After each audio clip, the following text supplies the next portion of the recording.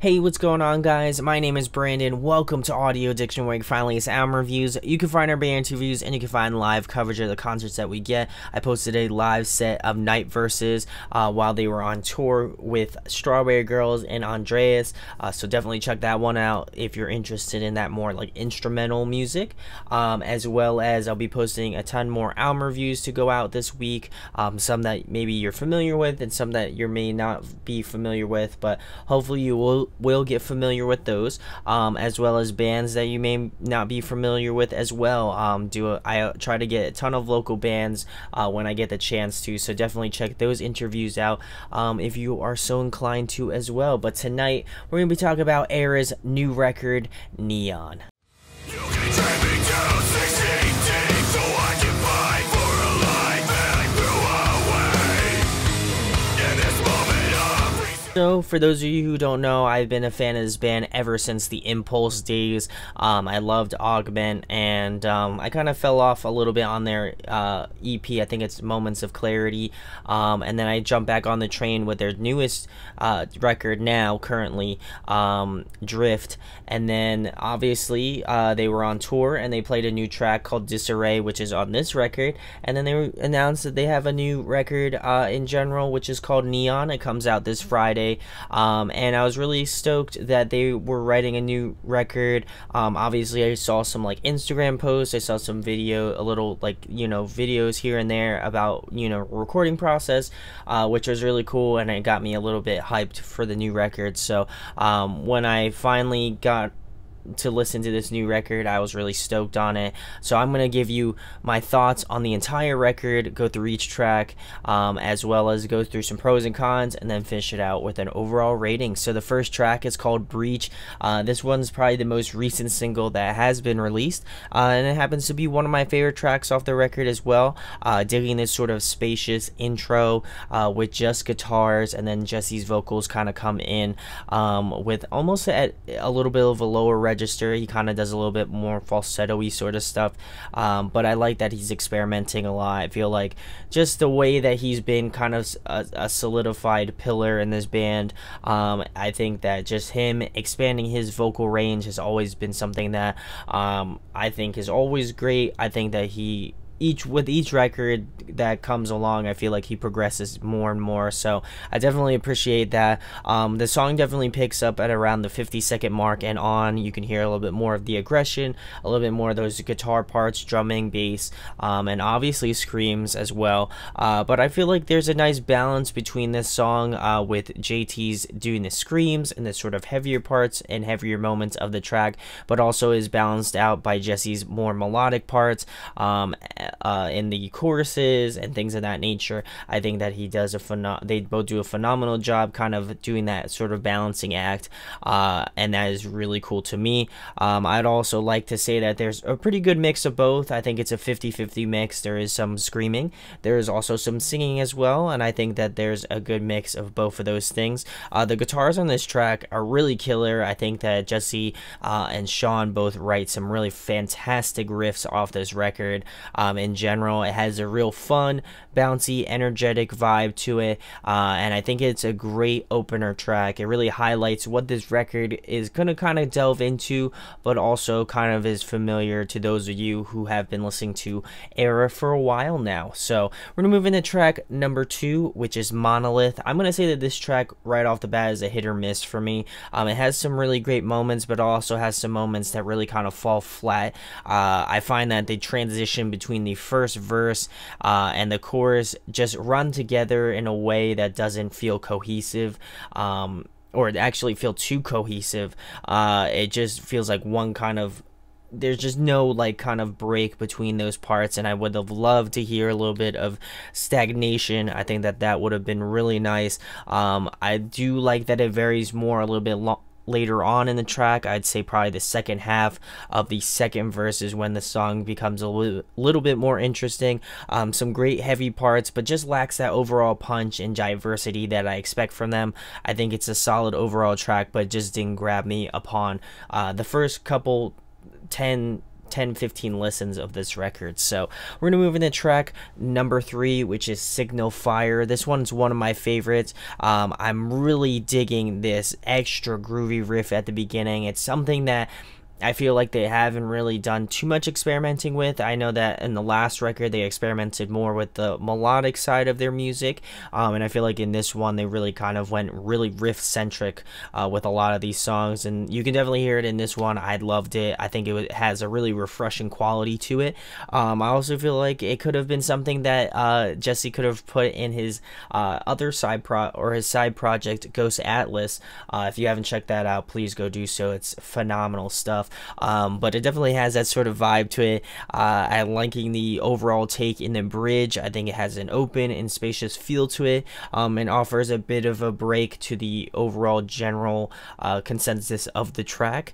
I think that this one is really a distinct track on the record. It's one of those ones that as soon as I get to this track on the album so far, it's just like, okay, I know this is Signal Fire. And I think that it just quantifies what they're trying to do, and as well as just the experimentation of this record is really phenomenal so far. I think that Breach and Signal Fire really are kind of taking the keys of this record and kind of really just running with them so far. So we're gonna move into track number 4, which is Valhalla. This one is also a favorite of mine as well. I like that a good, I think about minute portion of this track is just JT screaming, and I think that that's great. I feel like so far it's been kind of, I wouldn't say quiet, because I definitely feel like he has moments of really good screaming parts, but they are kind of, 50-50 with Jesse. I feel like in this track it's a little bit more him. I also feel like it's about a 60-40 mix in terms of screams and cleans, both from JT and Jesse respectively. But I like just the overall intensity level that JT brings to the track. It really doesn't fall far from the first note. It really kind of keeps, that energy straight throughout the entire track, and I love that. Digging this sort of syncopated rhythmic pattern in the bridge, I thought that was really cool, and it's definitely one of my favorite tracks off the record because I think it combines a lot of the elements that I love about Erra, whether it be stuff from Drift or stuff from like Augment or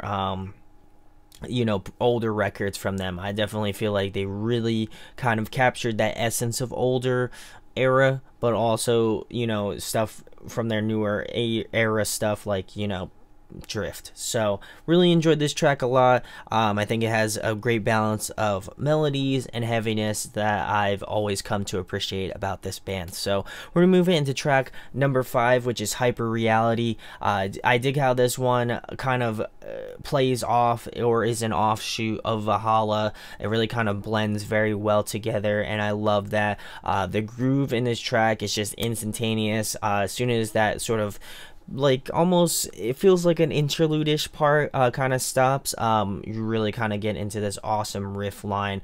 I think that this one also has a great uniqueness to it as well.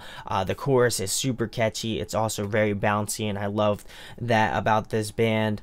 I feel like the guitar work definitely has a level of technicality to it for sure. This one feels very much more on the technical side, which I definitely appreciate, and I almost feel like that this track is this album's version of Drift. It has that very kind of like groovy sort of melodic sort of bounce to it, but also is pretty heavy as well, so that's really nice.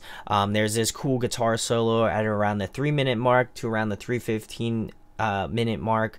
I think it is probably Sean. I'm gonna guess. If it's Jesse, I'm sorry, Jesse. But either way, really enjoyed it. I thought that this one was a really solid track, and I think it will harken back to more of their more recent work. So we're gonna move into track number 6, which is Ghost of Nothing. This one is another favorite of mine, if you're noticing a trend. I love this one tremendously. I think I can hear a lot of parallels to a lot of the songs off of Drift. I feel like they drew heavily from it, but also kind of, took it on its own path as well. The song feels the most cohesive and the most structured. It's got a well-defined groove, and I think that this one really shows off Sean's guitar work. I think that he's very underrated in this band for sure. Just the way that he kind of adds little accent pieces or little like melodic notes that really make the track interesting. I know that Jesse also does that as well.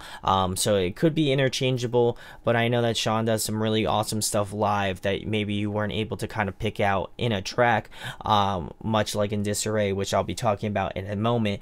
But this one has some really great melodic overtones to it, again, courtesy of Sean. You can especially hear that in the chorus of this track where it has, again, that sort of melodic touch to it as well. And much like Valhalla, it has some great melody, but also has some great heaviness to it as well. So we're going to move into track number 7, which is Disarray. Like I mentioned previously, this was the first single that they had released, and I feel like echoing what I said about Sean earlier, I think that the guitar work really blends well with Jesse's guitar work as well. I think that they really feed off of each other, and it works super well, not only in this track but also in Ghost of Nothing and a few others that I probably forgot to mention. But the break, pretty much this track is really solid. I think that even when I was listening to it live and in comparison to it on the record, I think it is really good. But I was kind of expecting certain things in the track, especially in that sort of bridge or that break point in the track. I would have expected maybe like a cool guitar line or maybe like a breakdown or something unique. I feel like they just kind of abruptly stopped it and really just didn't go off of it in a way that I was expecting it to be. I think that this one was a pretty safe single overall. It is not too bad of a track, but I definitely feel like it could have been better for sure. But I'm really loving Jesse's vocals. I think that really saves this track for me, particularly. But overall, I think this is actually probably one of the weakest tracks off the record, ironically enough, which is because it was one of the singles. So we're gonna move into track number 8, which is Expiate. I think that's how I pronounce it. I have no idea. I'm really dumb. But this one is one of my favorites as well. The technicality in this track is some of the best stuff that they've written, but it still allows for really awesome melodies that they've able to incorporate in their music. I think it has more of a faster paced vibe to it, but also has a really awesome sort of bite quality to it where it just kind of, it just hits you. I love that about Erra. I think that they really have that awesome sort of cut sort of vibe to it. The guitar riff in the intro is absolutely killer, and I like that they utilized it in the bridge. I think it really, shows off their writing skills, and it allows for, maybe a certain part in the intro to be reutilized again in a track. I think that this one really, sets the tone for a lot of the tracks off this record. I think that it really has some really awesome moments to it, as well as just some really great melodies that really kind of get stuck in your head. So we're gonna move it into track number 9, which is Unify. This one is absolutely my favorite. I think everything that they did on this track is just next level, and I think it's really them just firing on all cylinders. It has a great level of heaviness, but also has an awesome bounce, but is also very melodic as well, and it plays a lot to their strengths. I think that I've been saying that a lot in this review, but I think that this one really utilizes it the best way. Instrumentally, I think it's really on another level. I think that they've really, if you feel like they've lost their technicality or their ability to play technically, I would definitely say this one is the one for you. And if you feel like they've lost their touch, I completely disagree with you. I think that their work has changed, and as a band you gotta grow, and I think that with this record they really showed a lot of growth and a lot of effort, so I appreciate that.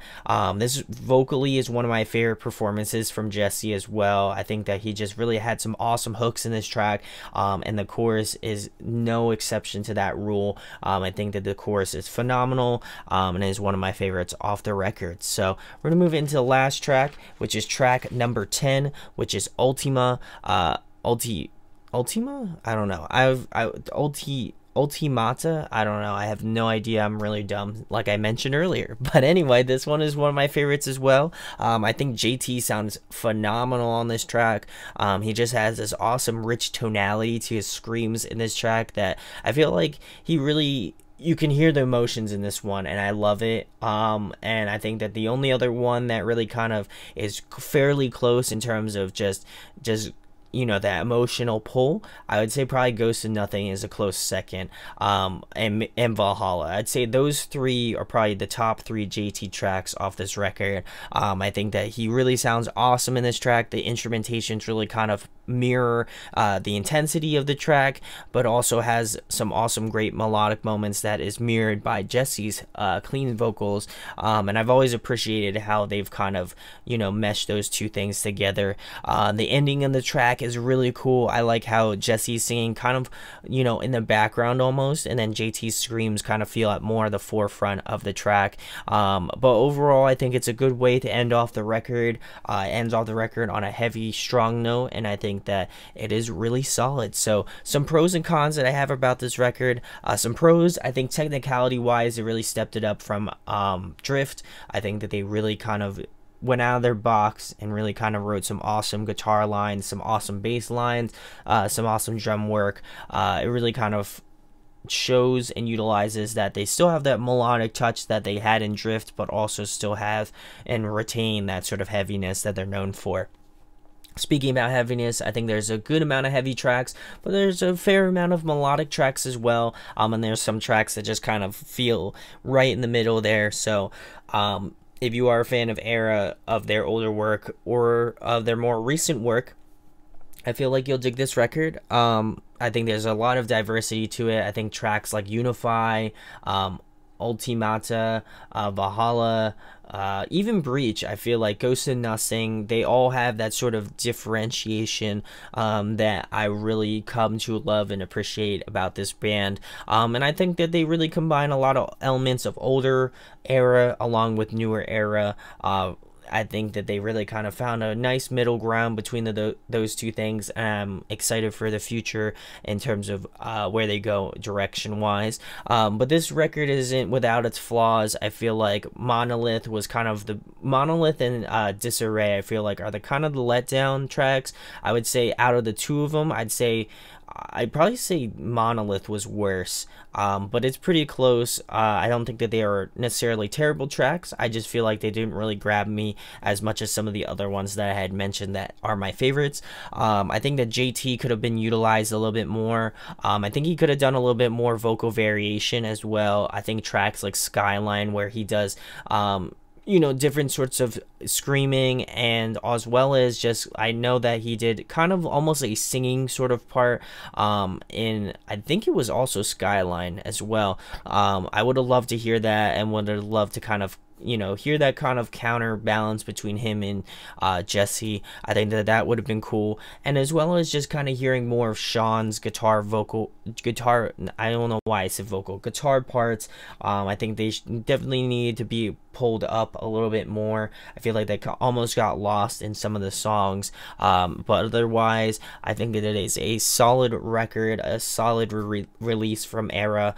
So my overall rating for Erra's Neon, I'm gonna be giving it a 9.6 out of 10. I definitely feel it's a record you should check out if you are a fan of the band. If you were a fan of their previous record Drift, I feel like you'll really love this record a lot. I think it's a great follow-up to Drift, but also has some moments of heavier stuff that, you know, maybe if you've kind of jumped on the bandwagon around where I jumped on, like Impulse and like Augment, it may not be as heavy, but I can definitely hear some influences from that era of music, or era of Erra, which is really punny. But anyway, let me know in the comments what you think about this record, what you think about the singles.